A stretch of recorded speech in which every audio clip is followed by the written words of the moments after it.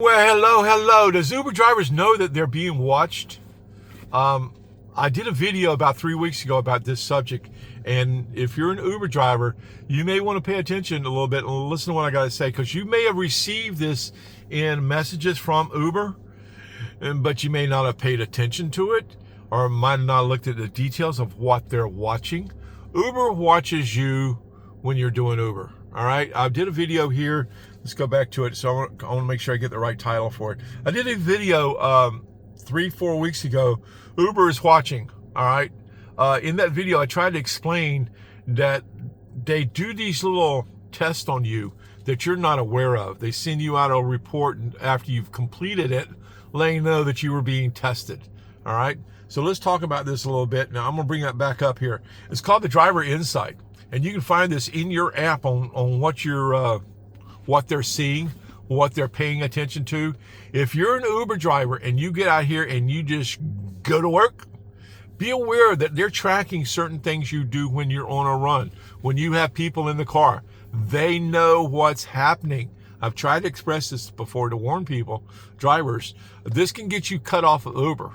Right, this can get you in a spot, especially if you have an accident, and while they're monitoring what you're doing, you can be in a little sticky wicket. All right, so I'm going to tell you some of the stuff here today that they're looking at and they're paying attention, because I get a report on my driving insight.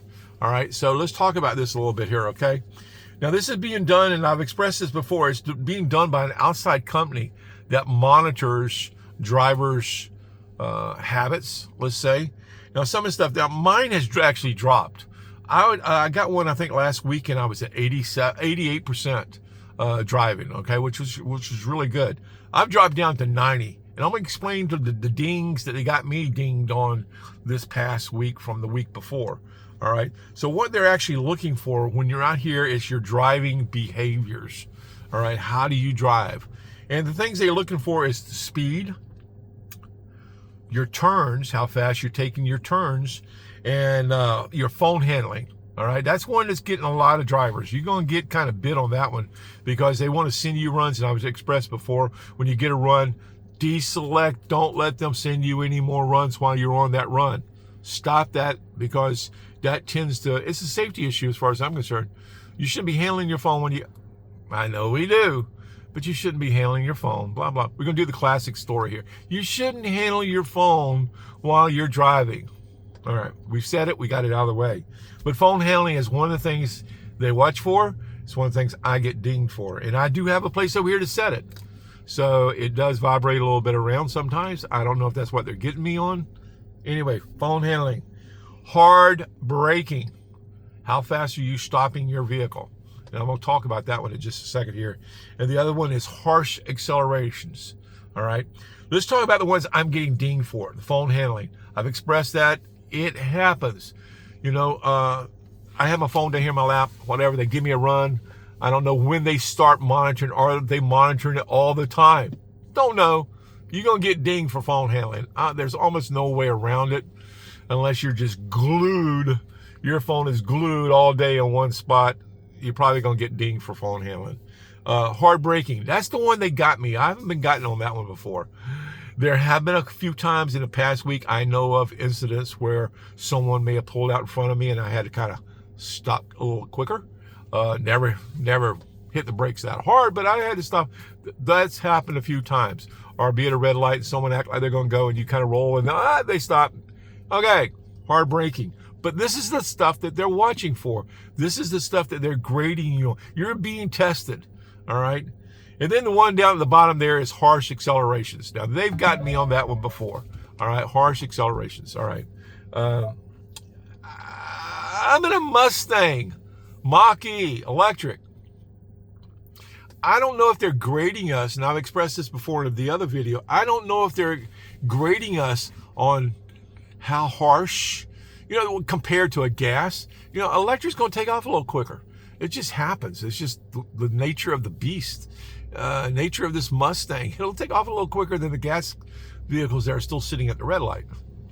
So, okay, you got to cut us a break. If we're in an electric, it should be a different grading system. All right. That's just the way I feel about it. yeah, it takes off a little quicker. But I'm not spinning wheels. I'm not spinning tires. I'm not doing that kind of stuff.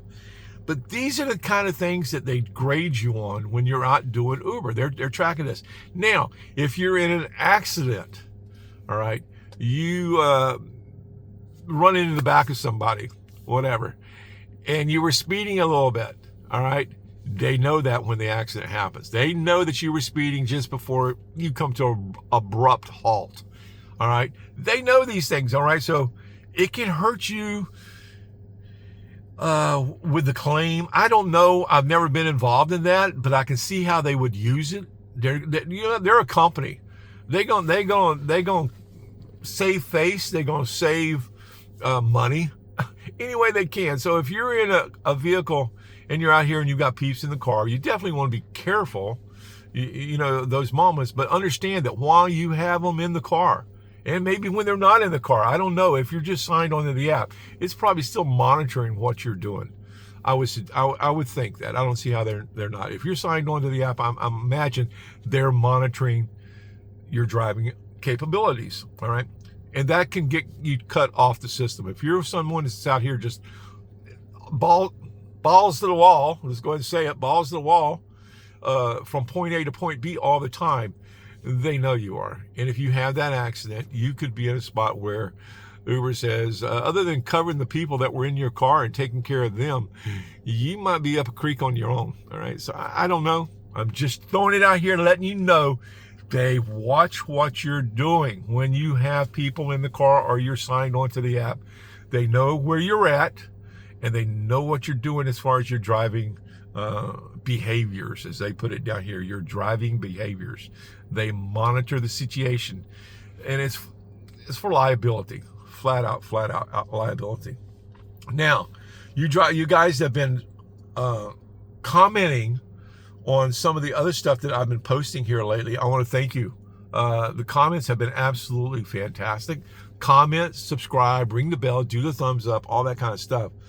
But the comments that I've been getting here recently about the difference between gas and electric. I had a comment earlier from a gentleman that had commented on the video that I had done. And let me see if I can bring that comment back up real quick here. I'd love to be able to give you the comparison between there and back over there. All right, here we go. This gentleman had a comment about he drives the XL. The XL is a moneymaker. All right, there's no doubt about it. I wish we could rent XLs, and if someone knows how to do that, let me know about it. I don't know how to pull that one off yet. All right, the XLs are moneymakers. All right, I do the Comfort electric, and that's a moneymaker. All right, so if you ever go to rent a vehicle, to get a vehicle to do Uber in, you definitely want to ask for the Comfort. Is it Comfort qualified? Because that will give you a couple extra dollars. But what it actually does, it gets you into a clientele. All right, the people that are going to request a Comfort vehicle, they're doing that because they're willing to pay a little extra. All right, and I've told you before, when you're working for the tips, you're wanting that little extra. Okay, so when you can pinpoint, go to someone that's asked for the Comfort. If you work it right, you're going to get a tip. All right, you're going to get your 5-star if you're working it right. Now, I've expressed that before. Now, the comment down here was the gentleman had been, let me see, I want to find it exactly. All right, here we go. Let's talk about this one a little bit. For all the drivers complaining about gas prices, you must have been accepting poor paying rides for a while now. It cost me about $15 more to fill up for around 300 miles on my XL. That's one or two more trips or one or two more rides to break even. The IRS will most likely increase the per mile rate to help compensate. If you like the gig, you get out there and make it yours. And there was one more little line there, but I'm not going to read that because it goes into something. I'm not sure exactly what they were commenting on, but here we go. I last night charged up my vehicle. All right. I charged this vehicle up for $16.83, 86 cents, something like that last night. I topped my vehicle off. Now, if it's costing $15 more to do the XL, now the XL is going to make more money. There's no doubt about it. You're going to make more money doing XL. So there are ways to make up for that little gas issue if you're able to drive, because you're going to get a clientele. Again, I've told you before, don't worry about so much the fares. It's the clientele that you're going to pick up. That's your focus. And when you're in XL, you can focus on clientele. All right? You're going to make that little extras. If you're playing the games right, you're going to make the extras. Ain't no doubt about that. I've done the XL before. It's a great way to go if you got one. Anyway, I'm not going to do a personal car, though. That's my beef. I don't do personal cars. But the $15 extra a day to get that 300 miles in fuel, I did $16 last night, and that was my extra, and I was full. I was filled up for the next day. I had 333 miles on the thing up here today when I started the day.